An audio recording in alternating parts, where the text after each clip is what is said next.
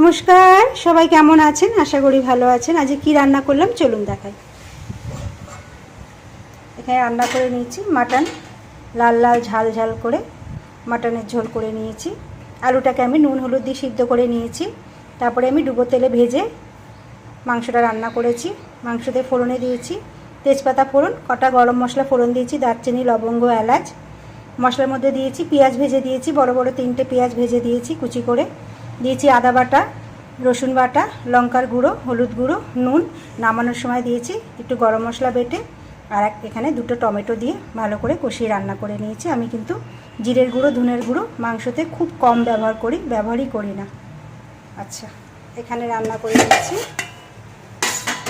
তেলকই, দেখুন তেলকই করে নিয়েছি। মাছটাকে তো ভালো করে নুন হলুদ ধুয়ে ভেজে নিয়েছি। ফোড়নে দিয়েছি জিরে ফোড়ন, তেজপাতা ফোড়ন। মশলার মধ্যে দিয়েছি আদা বাটা, রসুন বাটা, পেঁয়াজ বাটা, জিরের গুঁড়ো, ধনের গুঁড়ো, লঙ্কার গুঁড়ো, হলুদ গুঁড়ো, নুন। নামানোর সময় দিয়েছি আবার একটু গরম মশলা বেটে দিয়েছি। আচ্ছা, এখানে করে নিয়েছি সজনে ডাঁটা চচ্চড়ি। আমি কিন্তু আলু কুমড়ো দিইনি, বেগুন দিয়ে বড়ি দিয়ে চচ্চড়ি করে নিয়েছি। এখানে ফোড়নে দিয়েছি 5 ফোড়ন, শুকনো লঙ্কা ফোড়ন, বড়ি ভেজে দিয়েছি, নুন হলুদ, একটু জিরের গুঁড়ো দিয়েছি, নামানোর সময় স্বাদ মতন একটু মিষ্টি। ব্যাস, আর এখানে করেছি গরম গরম এক হাঁড়ি ভাত। ব্যাস, তাহলে আজ এই পর্যন্তই। এখানে আছে সজনে ডাঁটা চচ্চড়ি, এখানে আছে তেলকই, এখানে আছে মাটন। ব্যাস, সবাই ভালো থাকবেন, সুস্থ থাকবেন। আবার সবার সঙ্গে পরে দেখা হবে।